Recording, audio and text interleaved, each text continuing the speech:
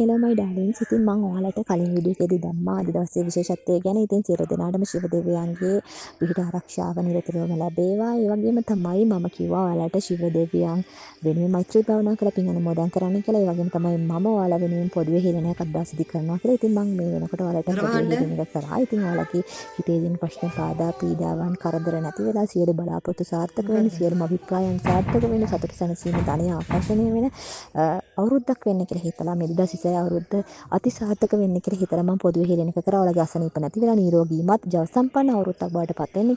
භාවනාව නර්තනයත් එක්ක ඉන්න ඔයාලට භාවනාවට නර්තනයට කැමති ඔයාලට ඒ වගේ හිතේ සැහැල්ලුවෙන් සතුටින් ආධ්‍යාත්මික පිබිදීමක් එක්ක ජීවිතේ ඉදිරිය ගත කරන්න ලැබෙන්න කියලා හිතලා පොදුවේ හේලනයක් කරා. ඒ වගේම තමයි මේ වීඩියෝ එක දකින ඔයා මේ මොහොතේදී මේ වීඩියෝ එක දිහා හොඳට බලන්න. එතකොට ඔයාලට මේ පෙනෙන දේ මේ ශිව දෙවියන් හොඳට මවා ගන්න. පොඩි මොහොතක් අරගෙන ඇස් දෙක පියාගෙන ගැඹුරින් හුස්මක් අරගෙන ඕම් නමක් ශිවාය කියලා 3 වතාවක් කියන්න. ඊට පස්සේ ඇස් දෙක වහගෙන මේ ශිව දෙවියන්ව මවා ගන්න. මේ පින්තූරේ ඉන්න ශිව දෙවියන් හරි මේ පෙනෙන ශිව දෙවියන් හරි මවා ගන්න. ඒ ශිව දෙවියන් ඔයා ළඟට එනවා. ඔයා හිතෙන් දකින්න. සිංහාසනයක් ළඟ වාඩි වෙලා ඉන්නවා කියලා ඔයා හිතෙන් දකින්න. ඊට පස්සේ ඔයා ශිව දෙවියන්ට හදවතින් ස්තුතිවන්ත වෙන්න. මෛත්‍රී භාවනාව කලින් කරා නම් දැන් ආයෙ කරන්න ඕනේ නැහැ. මෛත්‍රී භාවනාව කරේ නැත්නම් මේ වීඩියෝ එකත් එක්කම මෛත්‍රී භාවනාව කරලා පින් අනුමෝදන් කරලා ඊට පස්සේ ශිව දෙවියන් අතට ඔයාගේ ප්‍රශ්න බාධා පීඩාවන් බාර දෙන්න. ඔයා ඇස් දෙක වහගෙන හොඳට හිතෙන් දකින්න.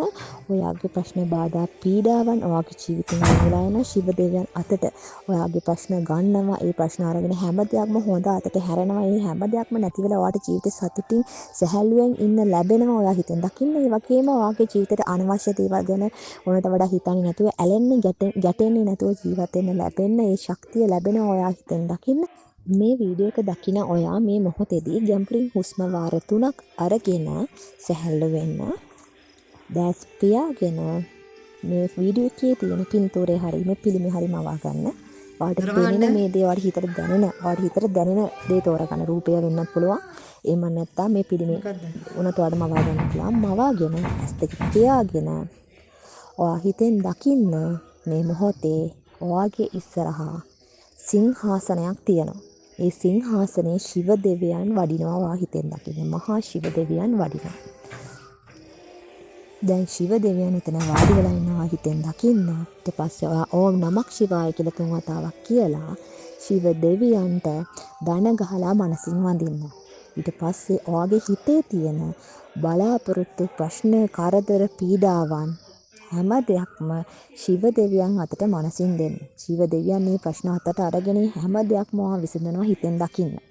ඔයාගේ ජීවිතයට අවශ්‍ය නැති අනවශ්‍ය දේවල් ඔයාගේ ජීවිතෙන් ඈත් වෙලා යනවා. ඒ වගේම ඔයාගේ ජීවිතේ වෙනස් විය යුතු දේවල් අතිසාර්ථක විදිහට වෙනස් වෙලා ඔයාට ගොඩක් අතිසාර්ථක අවුරුද්දක් වෙනවා. ඔයාගේ ඉලක්ක ජයග්‍රහණ ඔයාගේ බලාපොරොත්තු හැම දෙයක්ම ඔයාට සාර්ථකව සතුටින් ඉන්න ලැබෙනවා. ඔයා හිතෙන් දකින්න.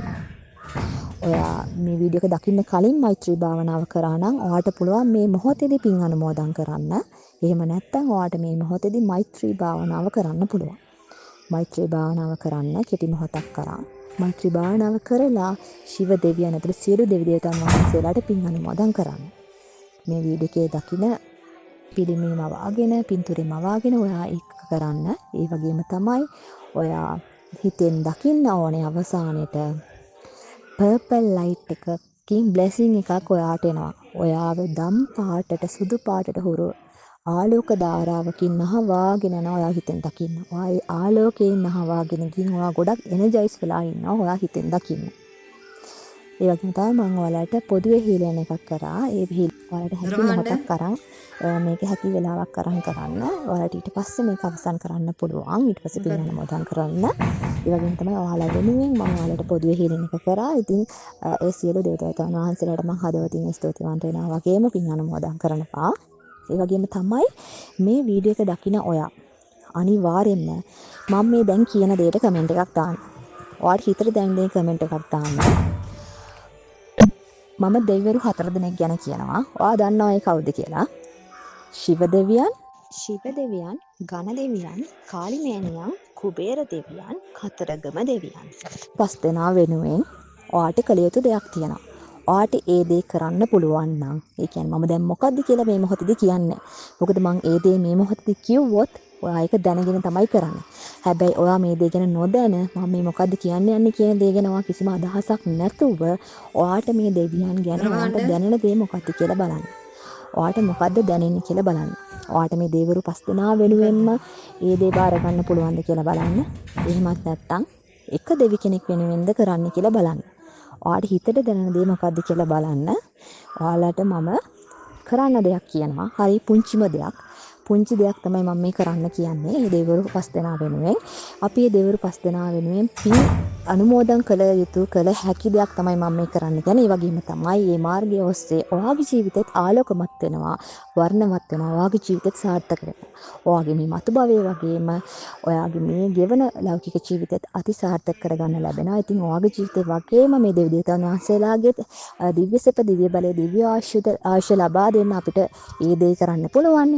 ඒ හින්දා ඔයාට ඒ දේ කරන්න පුළුවන් නම් ඔයා කමෙන්ට් කරන්න. ඔයා ඒ දෙයට කැමති නම් කැමති කියලා කමෙන්ට් කරන්න. ඔයා ඒ දේ කරන්න කැමති මොන දෙවියන් වෙනුවෙන්ද කියලා කියන්න. ඒ කියනවා දෙවිවරු පස් දෙනා වෙනුවෙන් මේ දේ කරනවද හැමදාම?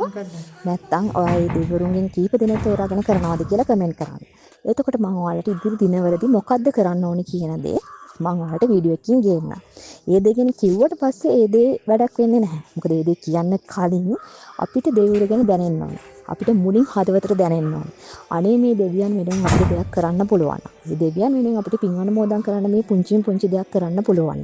ඒ දෙයට මටත් මේ විදිහට සම්බන්ධ වෙන්න පුළුවන්. ඇත්තටම මට හිතේ සතුටක් ඒ දේ කරනක කියන දේ අපිට දැනෙන්න ඕනේ. ඇත්තටම ඔයාට ඒ දේ දැනෙනවා නම් ඔයා මේ මොහොතේදී කමෙන්ට් කරන්න. මම ඉදිරියේදී වීඩියෝ එක දාන්න. දෙවිවරු පස් දෙනා තමයි මම කලින් කිව්වා වගේම කාලි මෑණියන්, ගණ දෙවියන්, ශිව දෙවියන්. ශිව දෙවියන්ට පින් අනුමෝදන් කරන්න කියන්නේ ශිව දෙවියන්ට බලාපොරොත්තුවක් ලොකුවට නෑ. හැබැයි ශිව දෙවියන් ඔයාලාගෙන බලාපොරොත්තු වෙනවා ඇලෙන්නේ ගැටෙන්නේ නැතුව ඔයාලා සතුටින් ඔයාලගේ ජීවිතේ සාර්ථකව ගත කරනවා දකින්න. ඒ හින්දා ශිව දෙවියන්, ගණ දෙවියන්, කාලි මෑණියන්, කුබේර දෙවියන් වගේම කතරගම දෙවියන්. කුබේර දෙවියන් ගැන මම කලින් ඔයාලට කියලා දීලා තියෙනවා. කලින් වීඩියෝස් වල දන්නේ නැති අයට ගිහින් බලලා ඒ ගැන අවබෝධය ගන්න පුළුවන්. එහෙනම් කැමති අය කමෙන්ට් කරලා තියන්න. මම ඒ ගැන වැඩිදුර විස්තර ඉදිරි වීඩියෝස් වලින් දාන්න. එහෙනම් සියලු දෙනාට බුදු සරණයි. ගණ දෙවියන්ගේ පිහිටයි දේවතාවුන්ගේ පිහිටයි ආයත ඉඩ සරගෙන ඉන්නා.